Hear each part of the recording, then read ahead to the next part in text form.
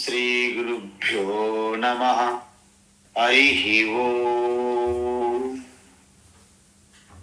వసుదేవసుతం దేవం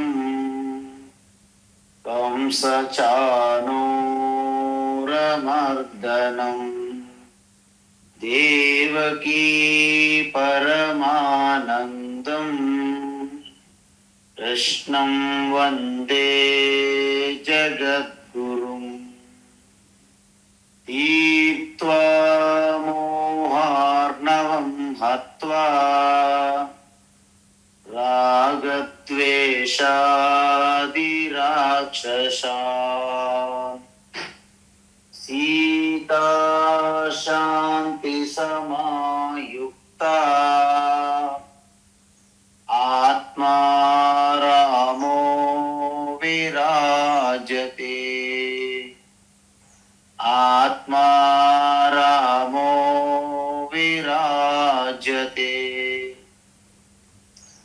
ఆత్మస్వరూప బంధుగణ, ఇప్పుడు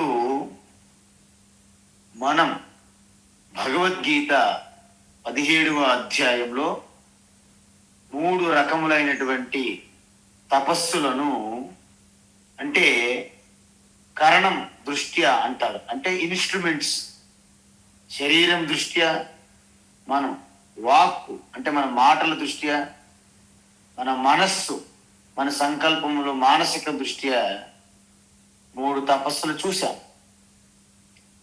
ఇప్పుడు అవే తపస్సులు సత్వగుణం ప్రధానంగా ఉన్నప్పుడు చేసేవారి తపస్సు ఎలా ఉంటుంది, రజోగుణం ప్రధానంగా ఉన్నప్పుడు వారు చేసే తపస్సు ఎలా ఉంటుంది, తమోగుణం అధికంగా ప్రబలంగా ఉన్నప్పుడు వారు చేసే తపస్సు ఎలా ఉంటుంది అనేది మనం ఇప్పుడు చూస్తున్నాం. అయితే ఇక్కడ సత్వగుణం తపస్సు ఏంటంటే, శ్రద్ధయా పరయా తప్తం తపస్తత్రివిధం నరైః అఫలాకాంక్షిభిర్యుక్తైః సాత్వికం పరిచక్షతే. అది చూసా. అంటే అత్యంత శ్రద్ధతో ఇతరులు, అంటే మన కోసమే కాకుండా సమాజము, లోక కళ్యాణం కోసం, ఇతరుల యొక్క సంక్షేమాన్ని ఆశించి, ఇతరుల యొక్క శాంతి సుఖం ఆశించి, ఎవరైతే వారి యొక్క శక్తిని, సామర్థ్యాన్ని, నైపుణ్యాన్ని అన్ని కూడా, అవసరమైతే ఏవైనా సంపదలు కూడా లోక కళ్యాణం కోసమే వారు సంపాదిస్తారు. అంటే ఈ విధంగా వారికి వచ్చినటువంటి తపో ఫలాన్ని, శక్తిని కూడా ధారపోస్తారు. ఎవరి కోసం? సమాజ శ్రేయస్సు కోసం. మనం చూసాం, నారద మహర్షి నిరంతరం లోక కళ్యాణాలను తిరుగుతుంటారు, 3 లోకాలు. హనుమంతుడు లోక కళ్యాణం కోసం. ఈ విధంగా చెట్లు, సూర్య, చంద్ర, పంచభూతములు సకలం కూడా మహాత్ములు, గురువులు, టీచర్సు, అనేక మంది సమాజం కోసమే చాలా వరకు వారి యొక్క తపస్సుని కంప్లీట్గా ఉపయోగిస్తారు. సో ఈ విధంగా వారికి ఎటువంటి పేరు ప్రఖ్యాతుల కోసమని వారు దానికోసము ఘోరమైనటువంటి ఒక్క తపస్సుని, ఘోరాతి ఘోరంగా ఒక్క ఊహించని మహిమాన్వితగా వాళ్ళు ఏమీ చెయ్యరు. సాధారణమైనటువంటి పద్ధతులు, సాధారణమైనటువంటి జీవన విధానం చేస్తారు.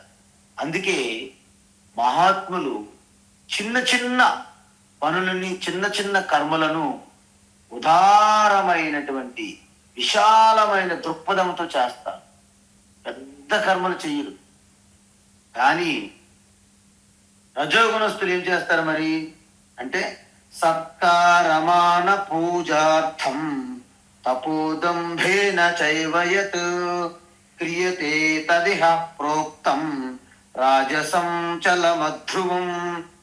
కానీ రజోగుణం ప్రధానంగా ఉన్నవారు వాళ్ళు చేసేది ప్రతి ఒక్కటి కూడా రికార్డ్ అవ్వాలి, ప్రజలందరూ గుర్తించాలి, వారికి సత్కారము సమ్మానము సన్మానాలు చెయ్యాలి, వాటి కోసం చేస్తారు.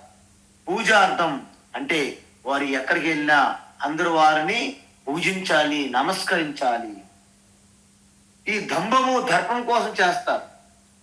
అందువలన వారు చేసే ఆ యజ్ఞము తపస్సు ఏదైతే ఉందో అది అధ్రువమైనటువంటి ఫలితాలు ఇస్తుంది. అంటే అనిత్యమైన ఫలితం, శాశ్వతమైన ఫలితం ఇవ్వదు. అదేవిధంగా చలం అంటే మారిపోతూ ఉంటుంది, నిరంతరం మారిపోతూ ఉంటుంది అనమాట. వారి శ్రద్ధ కూడా మారిపోతూ ఉంటుంది, వారు చేసే కర్మలు కూడా మారిపోతుంటాయి, వారికి వచ్చిన ఫలితం కూడా చాలా అనిత్యము, అధ్రువమైనటువంటి ఫలితము. అందుకే వారు ఏం చేస్తారు, వారు ఎప్పుడు కూడా పేరు ప్రఖ్యాతులు, బిరుదులు, అవార్డులు, రివార్డులు వారి కోసమే చేస్తారు. అందువలన వారు చేసింది కొంత ధార్మికంగానే ఉంటాయి, రాజసికంగా చేసేవి అంటే ధార్మికంగా ఉంటుంది. కానీ బిరుదుల కోసం, గుర్తింపు కోసం, పేరు ప్రఖ్యాతుల కోసం, కీర్తి ప్రతిష్టల కోసమే చేస్తారు. అలా కాకుండా అత్యంత భయంకరమైనటువంటి అంటే చూడండి, మంచు గడ్డల మీద నడవడము, మంచు గడ్డల మీద పడుకోవడము, ఎటువంటి వస్త్రము ధరించకుండా చుట్టూ మంటలు పెట్టి మధ్యలో కూర్చోవడము, అదేవిధంగా శ్మశానములు అర్ధరాత్రి కూర్చొని ఇలాంటి భూత ప్రేత పిశాచుల కోసం ఆవాహన చేయడం, ఇలాంటి తపస్సు చేస్తారు. అంటే శవాల మీద కూర్చొని తంత్ర విద్యలు చేయడం, బ్లాక్ మ్యాజిక్, జంత్ర మంత్రాలు చేయడము, ఇవన్నీ తపస్సులు కూడా అంటే శరీరాన్ని శుష్కింపజేసి, కృషింపజేసి, నశింపజేసి, పీడించి ఇలాంటి తపస్సులు చేస్తారు.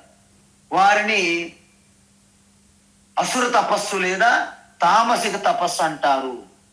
మనం పురాణాలు చూస్తే వీళ్ళందరూ తామసిక తపస్సులే. రావణుడు, హిరణ్యకశిపుడు, కుంభకర్ణుడు, దంతవక్తుడు, వీరు ఎంతమంది, తారకాసుర, ఎంతమంది అసురులు చూసినా వీళ్ళ తపస్సులన్నీ తామసిక తపస్సులు. ఎలా చేస్తారు?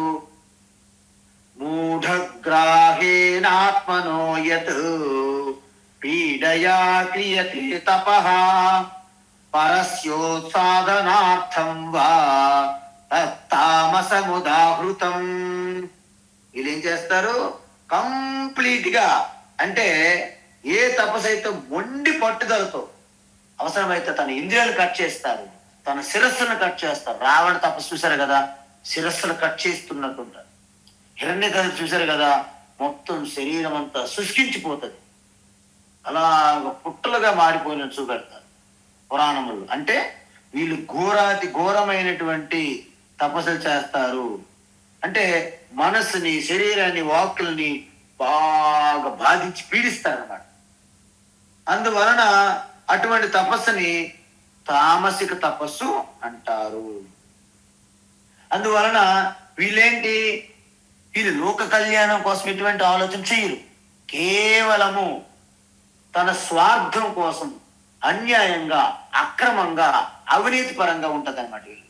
చూడండి, ఈ రోజుల్లో కేవలము ఇప్పుడు మన రాక్షసులు, అసురులు చెప్పాం, వారు అక్కర్లేదు.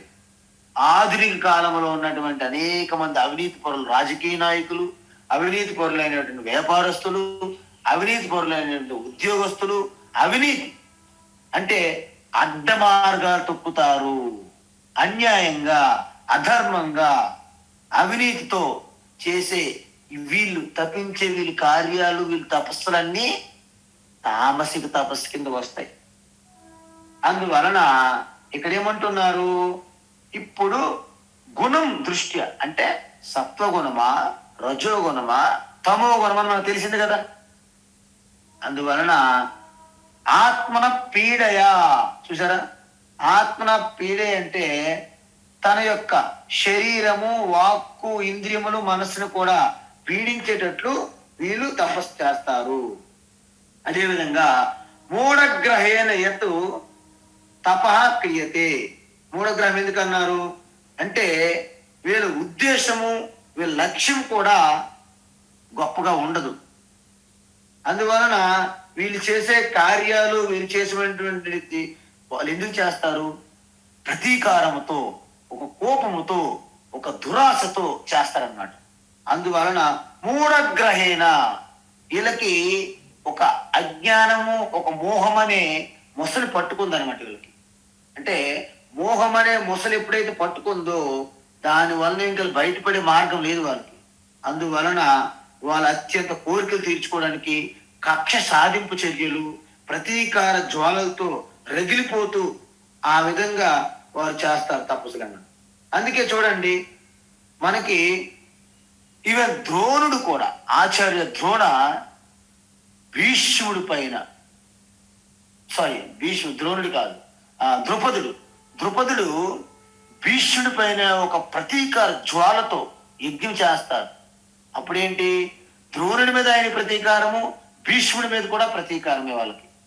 అప్పుడే కదా దృష్టద్యుమ్నుడు, తన ద్రౌపది ఇద్దరు కూడా యజ్ఞం నుండి పుట్టారంటారు. అంటే ఏంటి, వాళ్ళు ఒక ప్రతీకారం కోసము వాళ్ళని వధించాలి.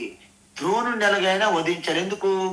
ద్రౌపదుడికి అవమానపరిచాడు కాబట్టి ఆయనకి వధించే శక్తి సంపన్నం కలిగినటువంటి సామర్థ్యం ఉన్నటువంటి పుత్రుడు నాకు కావాలి అని యజ్ఞం చేస్తాడు.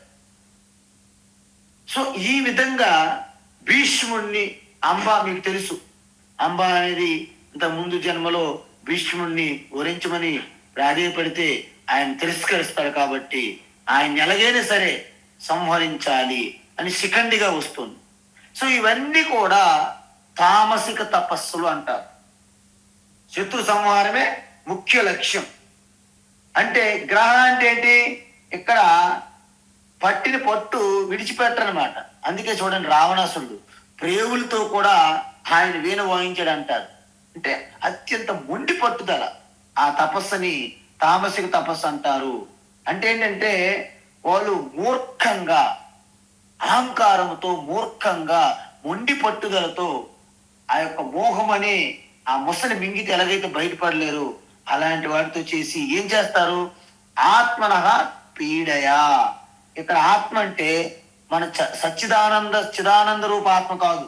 ఆత్మనః పీడ అంటే ఇటువంటి వారు మన యొక్క 3 శరీరము, ఇంద్రియములు, మనస్సుని కూడా పీడించి చేస్తారు. ఎందుకు చేస్తారు?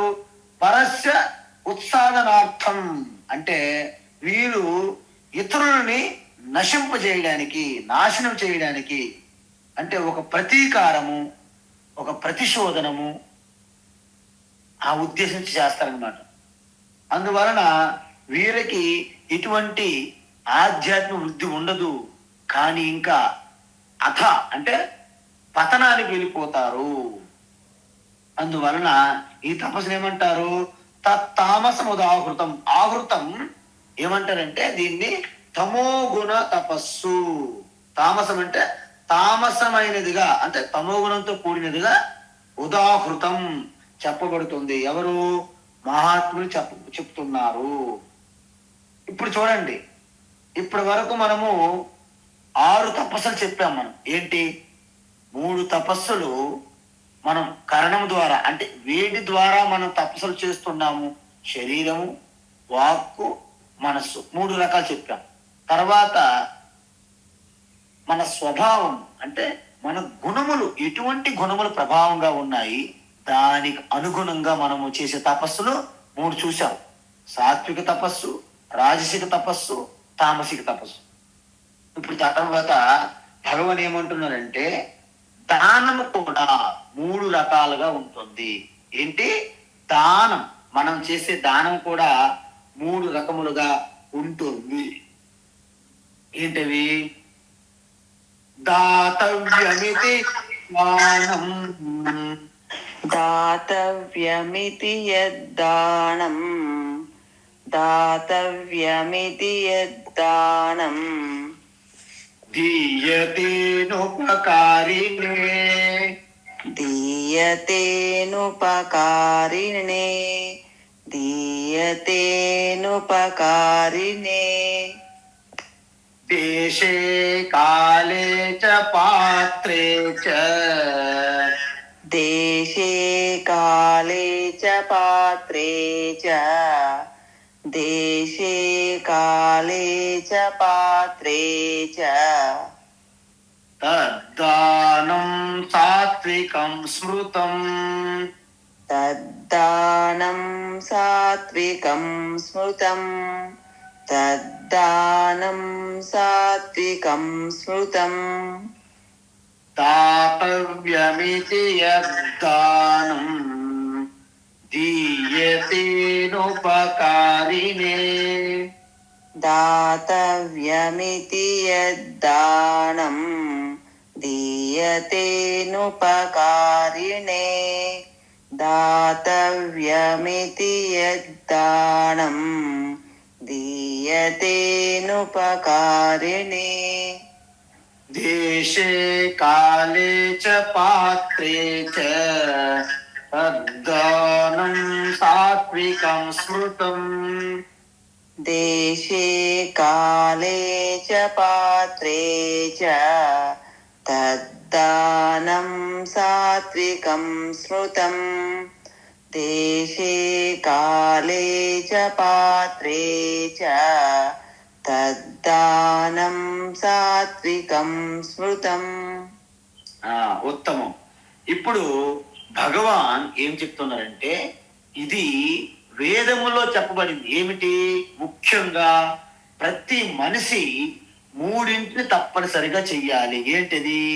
యజ్ఞ దాన తపస్. ఉపనిషత్తులు ఏం చెప్పారు?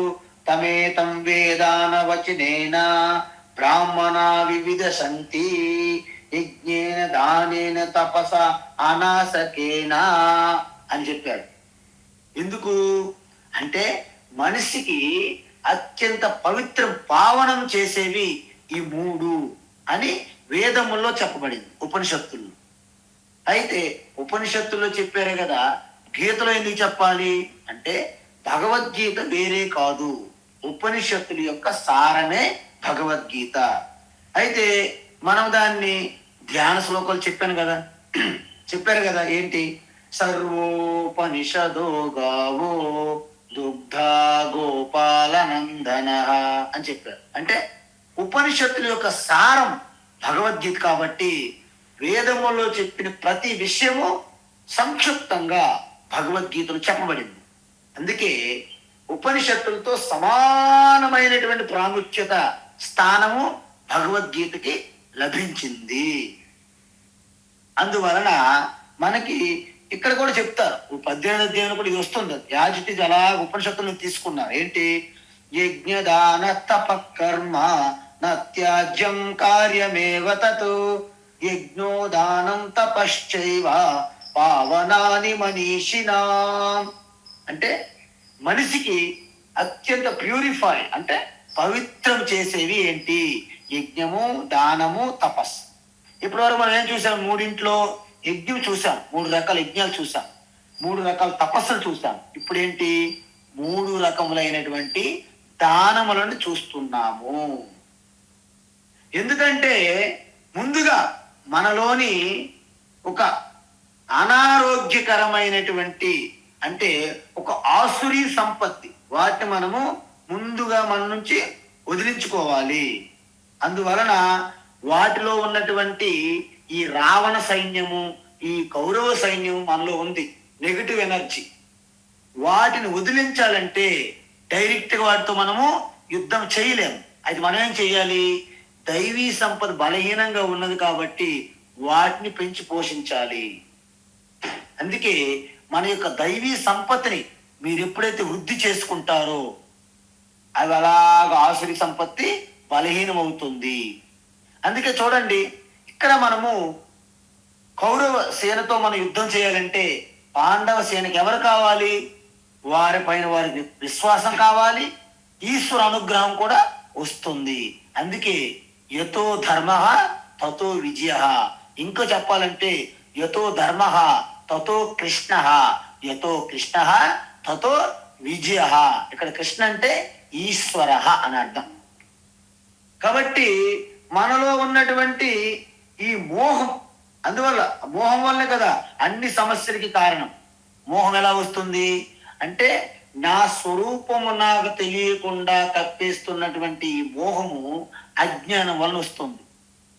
అజ్ఞానం నుండి మోహము, మోహం నుండి కోరికలు, కోరిక నుండి కర్మలు, కర్మ నుండి పుణ్యపాపాలు, సుఖ దుఃఖాలు, మళ్ళీ పునరపి జననం, పునరపి మరణం, చక్రం. అందువలన ఈ మోహం అనేది మొట్టమొదటి చాలా ప్రధానమైన సమస్య.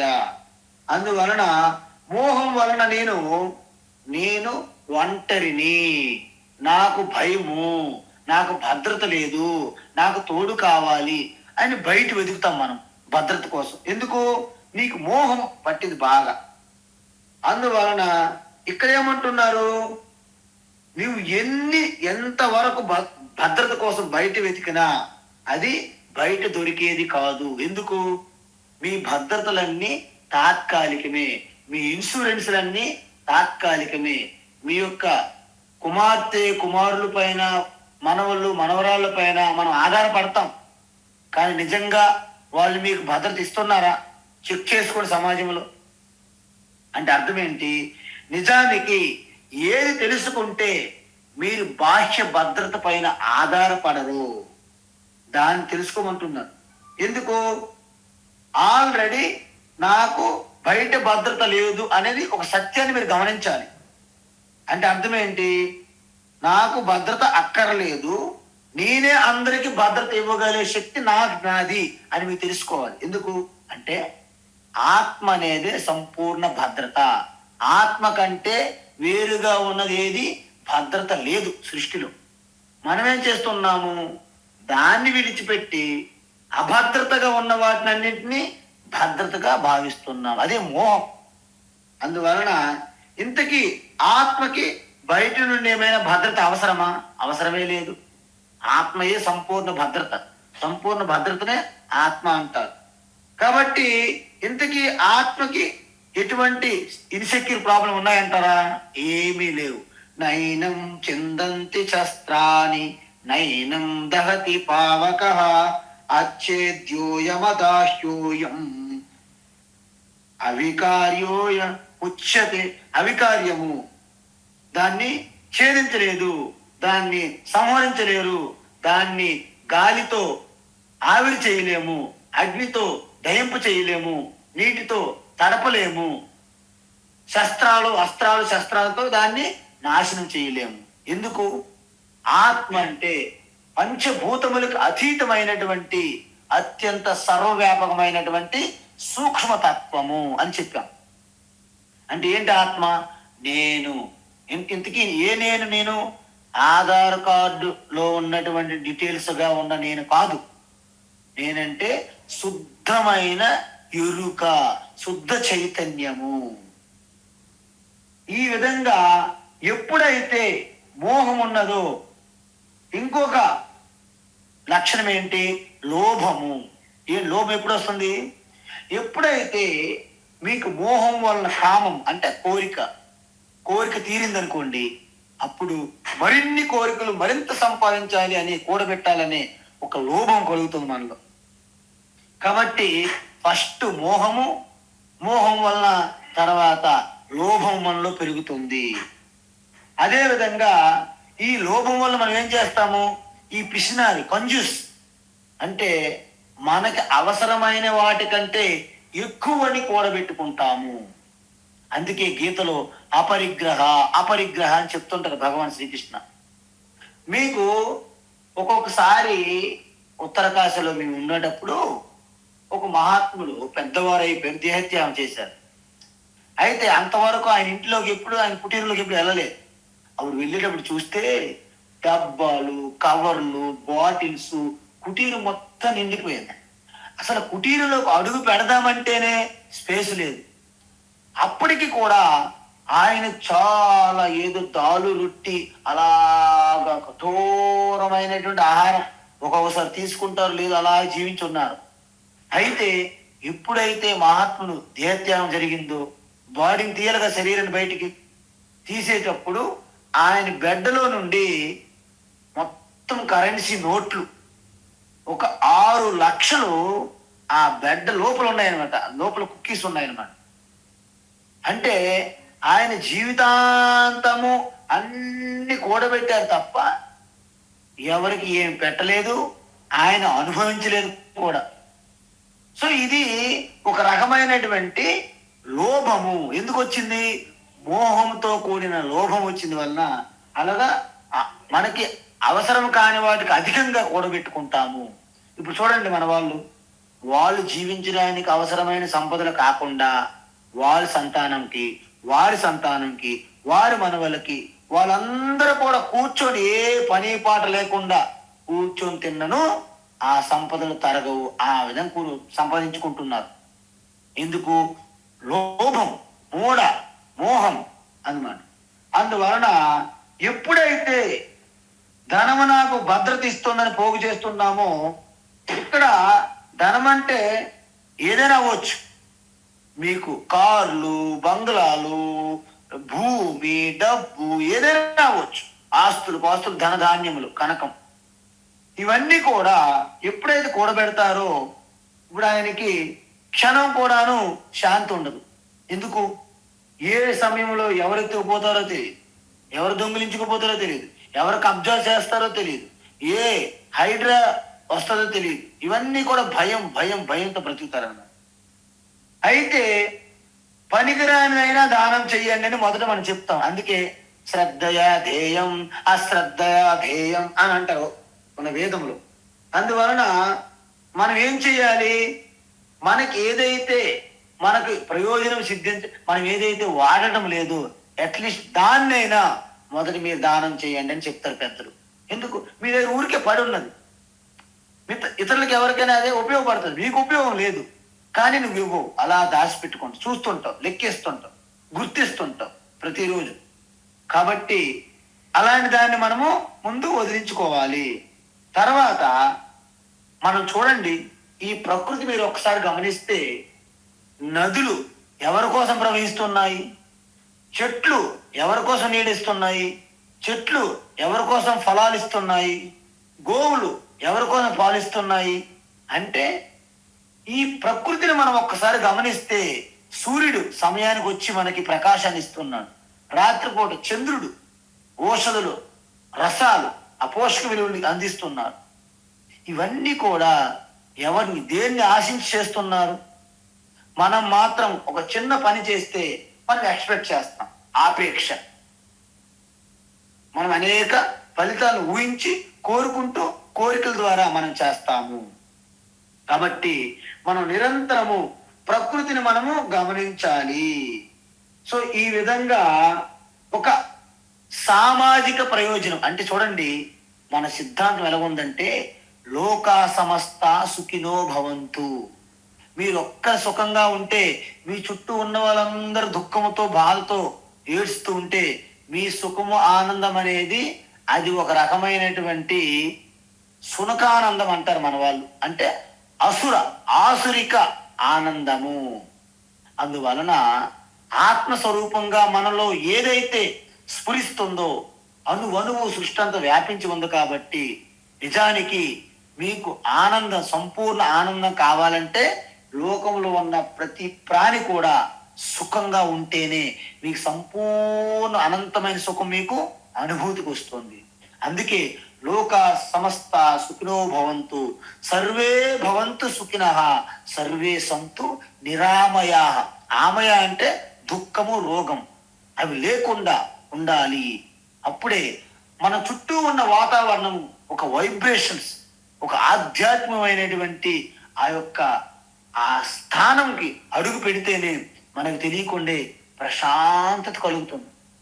మీరు చూడండి, కొన్ని ప్రదేశాలకు వెళ్తే కొంతమంది మహాత్ములు తపస్సు చేసిన స్థలాలు, ఆశ్రమాలు, కొన్ని దేవాలయాలకు మీరు వెళ్తే మీకు తెలియనటువంటి ఒక ప్రశాంతత, మనశ్శాంతి, ఒక ఆనందం ఆటోమేటిక్ కలుగుతుంది క్షణికంగా.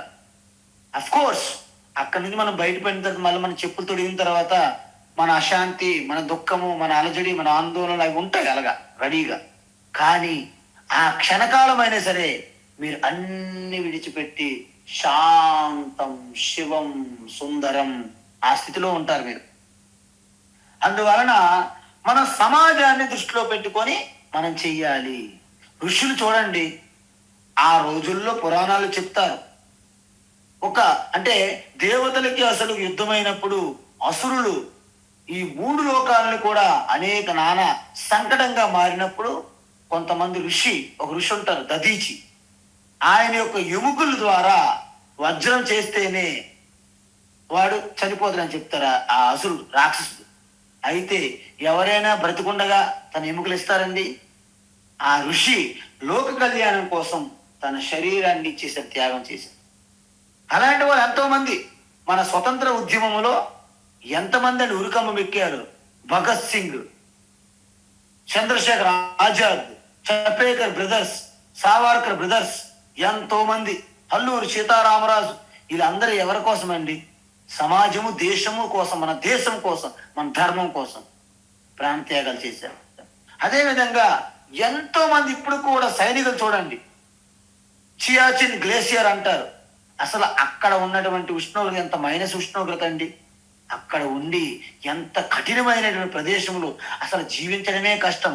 అక్కడ ఉండి యుద్ధం చేస్తున్నారు, ప్రాణత్యాగాలు కూడా లెక్క చేయకుండా. అంటే ఎవరి కోసం? సమాజం కోసం.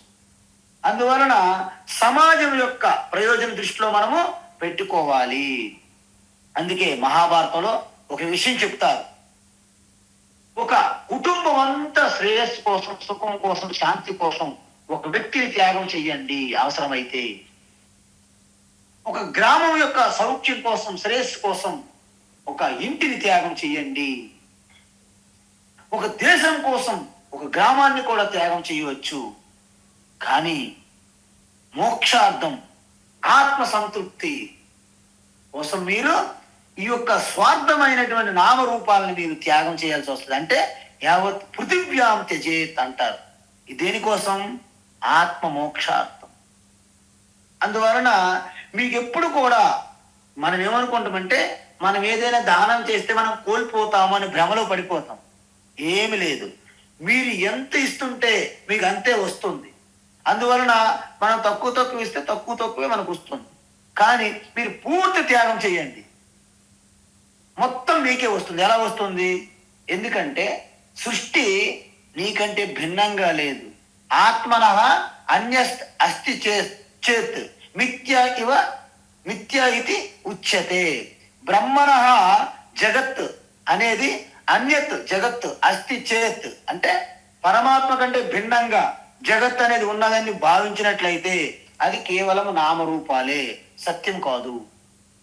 అందువలన నామరూపాల్లో మీరు ఎంత త్యాగం, ఎంత దానం చేసినా మీకు ఆత్మస్వరూపంగా, పరమాత్మ స్వరూపంగా మీకే వస్తుంది. కాబట్టి నిజానికి మన దానం అనేది ఏమీ లేదు, అది బయటికి దానం అనిపిస్తుంది. అందుకే వీలైనంత వరకు దానము చెయ్యాలని మీలో ఎప్పుడైనా ఇటువంటి భావన కలిగినప్పుడు అంటే ఇమ్మీడియట్లీ మీరు దానం చేయాలి. దానికోసం ఒక్క క్షణం కూడా వాయిదా వేయకూడదంట. అందుకే మనం కుడి చేత్తో దానం చేస్తే ఎడమ చేయికి తెలియకూడదు అంటారు మన వాళ్ళు. మీకు ఒక విషయం తెలుసా? ఒకసారి ధర్మరాజుగా అనుకుంటా ఒకరు వచ్చారు, తన బిడ్డకి పెళ్లి కావాలి, ఏవైనా కొంత సంపద, బంగారం కావాలి. అడిగితే వారు యజ్ఞములో ఉన్నారు, తర్వాత రమ్మని చెప్పారు. అప్పుడు వెంటనే అడిగారు, తర్వాత రమ్మని చెప్పావు కదా, యజ్ఞమైన తర్వాత మీరు ఇస్తారని గ్యారంటీ ఏముంది? కాబట్టి ఎప్పుడు అడిగారు అప్పుడే ఇచ్చేయాలంటారు. ఇంకా వాయిదా వేయకూడదండి. ఒక్కొక్కసారి మీ ఎడమ చేతితో దానం చేసినా కొంతమంది అంటారు, ఎడమ చేతితో ఇచ్చేవేంటండి? నో ప్రాబ్లం, తప్పేం లేదు, ఎడమ చెయ్యైనా ఒకటే. ఎందుకంటే మళ్ళీ ఎడమ చెయ్యని ఆలోచించేలోపు నువ్వు దానం చేయలేవు కూడా. అందువలన దానం చేసేవారికి క్షణం కూడా ఆలోచించకూడదు ఆ అవకాశం వస్తే. ఎందుకంటే ఆ అవకాశం అందరికి రాదు, మళ్ళీ రాదు. కాబట్టి ఈ విధంగా ఎప్పుడైతే మీరు లోకము దృష్టి మీలో పడుతుందో, సమాజ శ్రేయస్సే నా శ్రేయస్సు, సమాజం యొక్క సంతోషమే నా సంతోషం అని భావం చేసినప్పుడు మీలో మీకు తెలియకుండే ఒక వైరాగ్యం అనేది వస్తుంది. ఎందుకు వస్తుంది? మీరు సమాజాన్ని, ఈ యొక్క ప్రపంచాన్ని మీరు పరికించి దర్శించి చూశారు. మీకు ప్రతి అనుభవం కూడా ఒక కొత్త కొత్త పాఠాన్ని నేర్పింది. పరీక్షలోకాన్ కర్మచితాన్ బ్రాహ్మణ. బ్రాహ్మణ అంటే మంచి వివేకవంతులైనటువంటి మీకు ఈ సమాజాన్ని పరిశీలించినప్పుడు మీకు అర్థమైపోయింది ఏది సత్యము, ఏది శాశ్వతము, ఏది నిత్యము, ఏది క్షణికం అని అర్థమైంది. అప్పుడు ఏం చేస్తాము? క్షణికమైనది, అనిత్యమైనది, అశాశ్వతమైనది విడిచిపెట్టాలి. అంతే, సింపుల్. సత్యమైన దాన్ని పట్టుకోవాలి. సత్యమైన దాన్ని 2 ఉండవు, 3 ఉండవు, ఒకే ఒకటి సత్యం. ఏంటి? నేను సత్యం.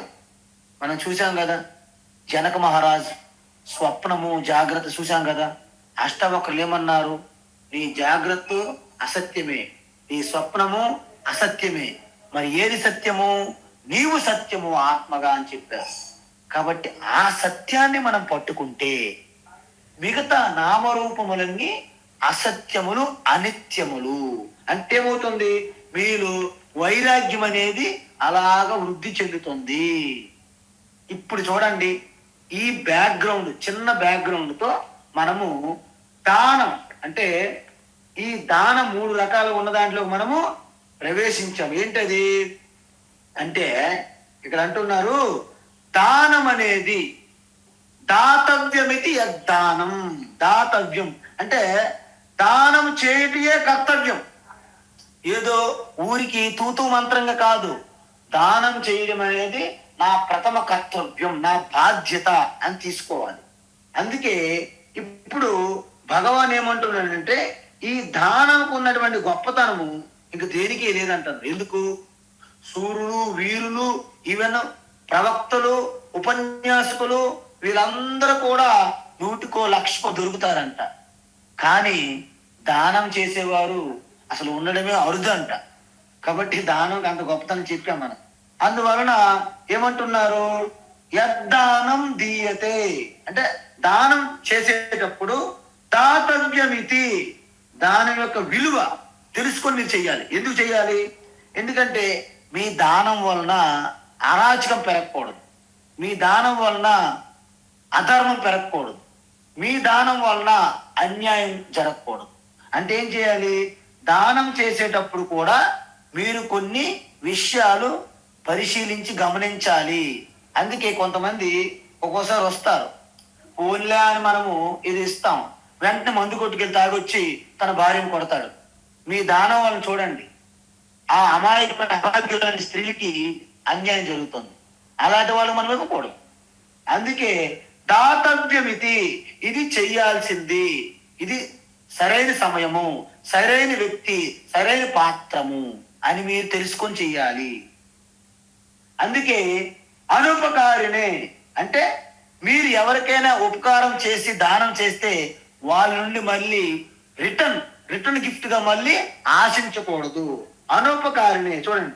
అందుకే ఉపకారిక ఉపకారం నెప చేయవాడు అంటే అపకారికి కూడా ఉపకారం చేయవాడే గొప్పవాడు అని చెప్తారు మనకి. అందువలన ఉపకారికి ఉపకారం చేయడం పెద్ద గొప్పతనం ఏముంది? ఇది బిజినెస్, వ్యాపారం. కానీ ఈవెన్ అపకారికి అనుపకారికి మీకు ఎటువంటి ఉపకారం చేయకపోయినా వాళ్ళకి మీరు ఉపకారం చేయడమే గొప్పది అని చెప్తున్నారు. అంటే ఎటువంటి ఫలాపేక్ష లేకుండా మీరు దానం చెయ్యాలి. చేసేటప్పుడు ఏం చూడాలి? దేశే కాలేచ పాత్రేచ. చూసారా? అంటే ఏ ప్రదేశంలో చేస్తున్నారు? మీరు లిక్కర్ షాప్ దగ్గరికి వెళ్ళి దానం చేస్తున్నారా అంటే ఇమీడియట్ వెళ్ళి వైన్ షాప్కి వెళ్ళిపోతున్నాడు, ఇంకా దూరం కూడా ఎక్కర్లేదు. అంటే మీరు ఎక్కడ దానం చేస్తున్నారు? ఏదైనా ఓహో వైన్ షాప్ పక్కన పెట్టారనుకోండి మీ దానం అంటే ఇంకా ఆయనకి ఇంకా ఆటో ఛార్జీలు అక్కర్లేదు, బస్ ఛార్జీలు అక్కర్లేదు, డైరెక్ట్ గా వైన్ షాప్ లో దిగుతాడు అనమాట అయ్యగారు. కాబట్టి ఏ ప్రదేశంలో మీరు చేస్తున్నారు? అందువలన మనకేం చెప్పారు? తీర్థ స్థలాల్లోనూ, క్షేత్రాల్లోనూ, ఆశ్రమాల్లోనూ, దేవాలయాల వద్ద కొన్ని దగ్గరలో కొన్ని ప్రాంతాలు చెప్పారు. ఆయా ప్రాంతాల్లో అదే విధంగా ఏకాదశి పర్వదినాల్లోనూ, అదే రకంగా మహాశివరాత్రి పర్వదినాలు ఇలాంటివి ఉంటాయి.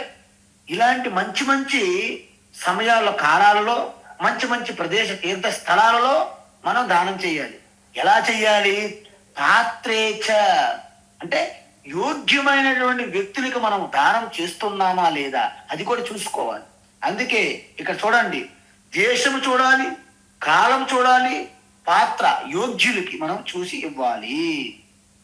అందువలన మీకు ఒక డౌట్, ఎందుకంటే అపాత్ర దానం నిషేధం. అపాత్ర దానం అంటే ఎందుకంటే ఇప్పుడు మన పురాణాల్లో చూడండి, వాళ్ళు ఘోరాతి ఘోరమైన తామసిక తపస్సులు చేస్తారు. వాళ్ళు ఏం కోరుతారు? ఓం బ్రహ్మణే నమః, ఓం బ్రహ్మణే నమః అంటాడు. బ్రహ్మదేవుడు వస్తాడు.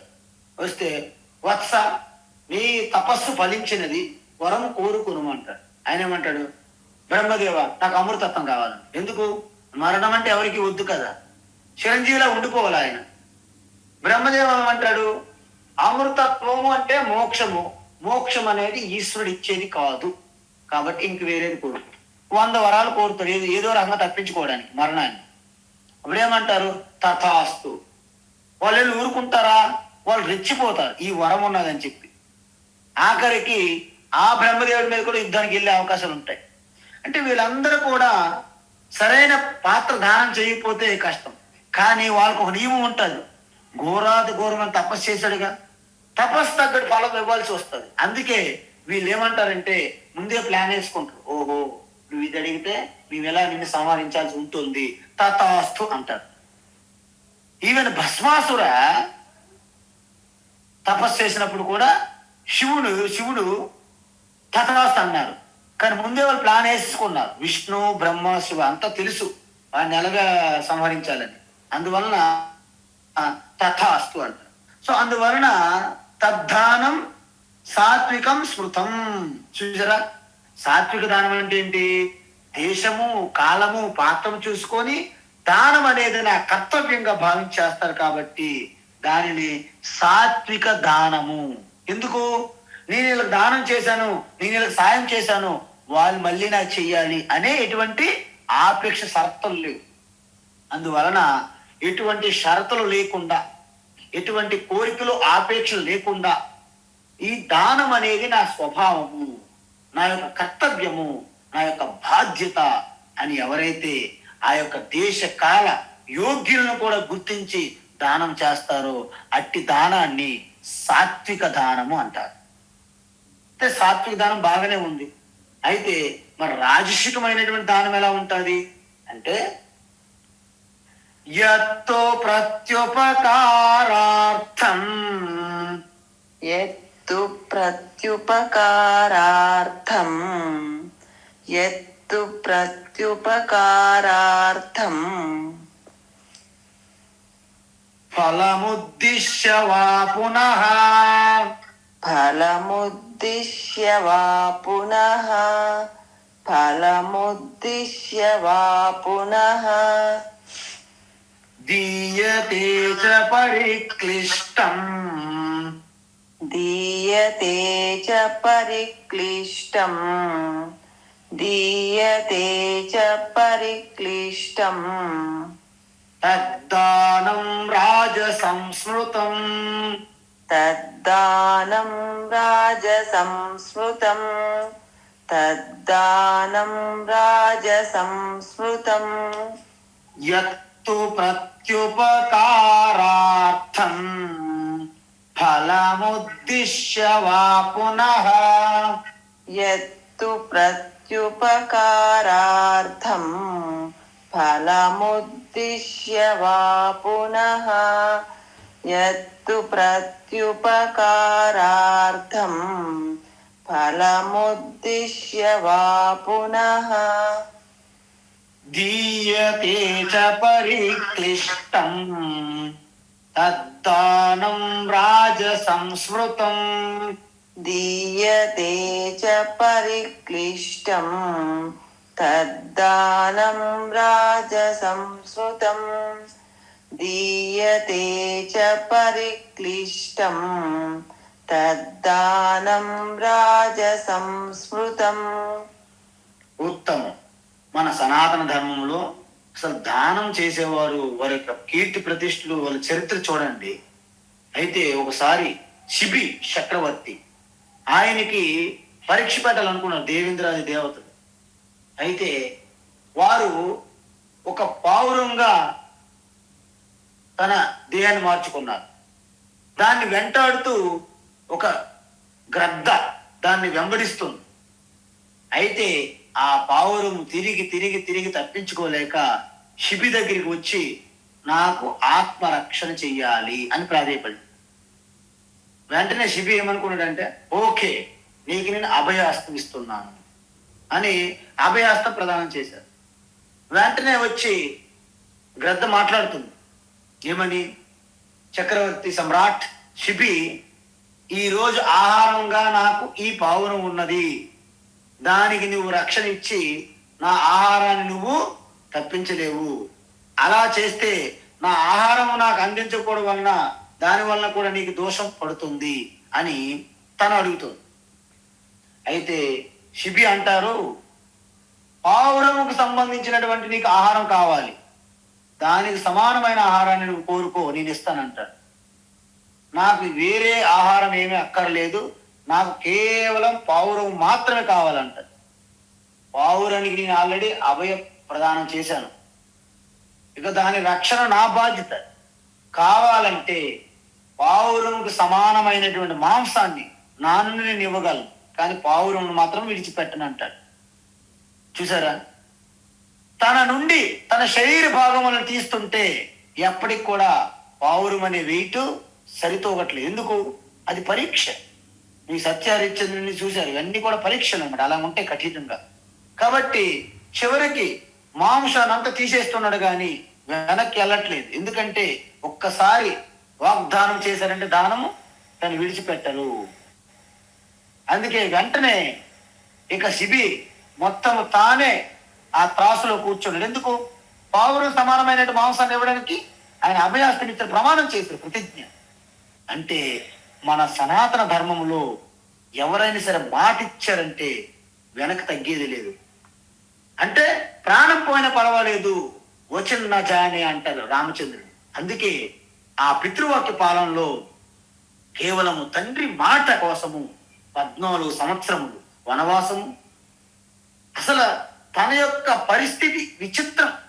ఒక రాజు అవ్వాల్సిన వాడు ఎటువంటి తర్కం లేకుండా, ఎటువంటి ఆర్గ్యుమెంట్ లేకుండా, ఎందుకు నేను వెళ్ళాలని ఒక్క మాట కూడా లేకుండా ఎంతో ప్రసన్న చిత్తముతో స్థితప్రజ్ఞుడిగా పట్టాభిషేకం అంటే ఓకే థ్యాంక్ యూ అను, పట్టాభిషేకం కాదు, you have to go to forest for 14 years, okay thank you. 2 విషయాల్లో కూడా ప్రసన్న చిత్తుడుగా ఉండడం అనేది ఆషామాషి కాదు. అందువలన వీళ్ళంతా కూడా మనకు స్త్రీమూర్తులు కానీ పురుషులు కానీ వీళ్ళందరూ కూడా భారతీయ సనాతన ధర్మంలో దానం అంటే అది మన పూర్తిగా ఎలాగైతే మన శరీర మురుకుని మన గంగా జలంతో స్నానం అవుతుందో, మన లోపల ఉన్న కల్మషాలు, మన లోపల ఉన్నటువంటి అశాంతి ఇవన్నీ కడగాలంటే దానం అనేది ఒక గొప్ప ఉపాయం. అందువలన అలా కాకుండా ఇప్పుడేంటి, రాజసిక గుణంతో ఉన్న దానం ఎలా ఉంటుంది? ప్రత్యుపకారార్థం వీళ్ళు కూడా చేస్తారండో, వీళ్ళు మామూలు కాదు, వీళ్ళు గొప్ప దానకర్ణులే. ఎలాంటి వాళ్ళు? మనం ₹1 ఇచ్చామంటే మనకు ₹10 రావాలి తర్వాత కాలం. ఎక్స్పెక్టేషన్స్ అండి ముందే. అంటే ఎవరికి దానం చేస్తారంటే ఎవరైతే మళ్ళీ మీకు తిరిగి ఇవ్వగలరో వాళ్ళు దానం చేస్తారు. వీళ్ళు ఏమైనా మనకు ఉపయోగపడతారా, వీళ్ళు మనకి ఏమైనా రిటర్న్ ఇస్తారా, వీళ్ళు మన ఆపదల్లో ఉండేటప్పుడు మనకు ఆదుకుంటారా, లేకపోతే మన పిల్లలతో ఏమైనా సంబంధాలు పెట్టుకుంటారా, వియ్యం అందుకుంటామా, మనకు ఉద్యోగాలు ఇస్తారా, మన వ్యాపారాల్లో బాగుంటాయా, మనం ఈ పార్టీ ఫండ్ ఇస్తే రేపొద్దున మనకి వెనకల్లో చూసి చూడనట్టు వదిలేస్తారా? ఈ వ్యాపారస్తులందరూ ఎవరు దానం చేస్తారు? రాజకీయ పార్టీకి. పాపం రాజకీయ పార్టీకి పాపం రోజుకు ఆహారం లేక వీధులను తిరుగుతున్నారు ఆకలితో, వాళ్ళ దానాలు చేస్తారు కార్పొరేట్ కంపెనీలన్నీ. మీరు కావాలంటే గమనించండి. పార్టీ ఫండ్ అంటారు, తీసుకోండి 100 కోట్లు దానం. ఈ 40 ఫండ్లు ఇచ్చినటువంటి కార్పొరేట్ కంపెనీలన్నీ కూడా రాజసిక దానం. ఎందుకు? అధికారంలో వస్తే వాళ్ళు 2 పార్టీలకి ఇస్తారు సుమా, ఎందుకంటే ఎవరో ఒకరు వస్తారు కదా. అందువలన వీళ్ళకి ఇస్తారు, వాళ్ళకి ఇస్తారు దానం. ఎందుకంటే ఎవరు వచ్చినా మన పని మనం కానించుకోవాలి, ఎవరు అడ్డు కాకూడదు అన్నమాట. సో ఈ రాజకీయ పార్టీలకు ఇచ్చిన చందాలు, దానాలు, ఫండ్లన్నీ కూడా అందుకే చూడండి, రాజకీయ పార్టీలకు ఇచ్చే దానము రాజసిక దానం అన్నమాట. అక్కడ ఇంకెటువంటి డౌట్ లేదు మీకు. అందువలన ఇక్కడ ఏమంటున్నారంటే వీళ్ళు ప్రత్యుపకారార్థం దీయతే అంటే వీళ్ళు ఉపకారం చేస్తాడు, తిరిగి నాకు ఉపకారం కావాలి, నేను దానం ఇస్తాను, దానికి 10 రెట్లు లేకపోతే 100 రెట్లు లాభం కావాలి అని చేస్తారు. ఎందుకు? ఫలముద్దిష్ట దీయతే. ఎందుకు? వీళ్ళు చేసిన దానికి వెంటనే రిజల్ట్ తోక వేసుకుంటారు అనమాట. ఓహో, నేను ఇంత చేశాను, ఈవేళ నేను అన్నదానం చేస్తున్నానండి, ముందు పేపర్లో స్టేట్మెంట్ ఇస్తాడు, తర్వాత చుట్టుపక్కల అందరూ చెప్తారు, వాట్సాప్ వాడతారు, ఫేస్బుక్, సోషల్ మీడియా మొత్తం హల్చల్, అన్నదానం అన్నదానం. ఈయన పెడతాడు 10,000 రూపాయలు ఖర్చు, అన్నదాన ఫండ్స్ ఇవ్వండి, నేను రోజు చేస్తున్నాను, మీరు డబ్బులు ఫండ్స్ పంపించండి. ఒక 2 లక్షలు 3 లక్షలు కలెక్ట్ చేసుకొని ఒక 20,000 రూపాయలు ఖర్చు పెడతారు. ఎంత బెనిఫిట్ వచ్చింది? బెనిఫిట్, అన్నదానం వల్ల నీకు బెనిఫిటా? సో ఇది ఫలముద్దిష్ట దీయతే. అదే విధంగా మనం చూడండి, మీరు ఎఫ్డి చేశారనుకోండి, ఎంత వస్తుంది? మహా వస్తే చాలా తక్కువ, 80 పైసలు, 1 రూపాయి ఇస్తే మహా ఎక్కువ. కానీ వీళ్ళేం చేస్తారు? అడ్డ మార్గాల్లోనూ ఇప్పుడు ఒక ఇంట్రెస్ట్ కూడా ఎలా పెడతారు సార్ చూడండి, విలేజెస్ లో 3 రూపాయలు 5 రూపాయలు ఇంట్రెస్ట్లు ఉంటాయి, భయంకరమైన ఇంట్రెస్ట్లు ఉంటాయి. సో వీళ్ళంతా కూడా చేసే సహాయము సహకారాలు అన్ని కూడా ఇలాగే ఉంటాయి. మీకు ఇల్లు కట్టడానికి కొంతమంది సాయం చేస్తారు, అలా చేసి చేసి మిమ్మల్ని అలాగా పైకి ఎక్కిస్తారు, విపరీతమైన అప్పు అయిపోతుంది. చివరికి అంటారు, ఏం చేస్తాము, ఇల్లు నాకు ఇచ్చా అంటాడంతే.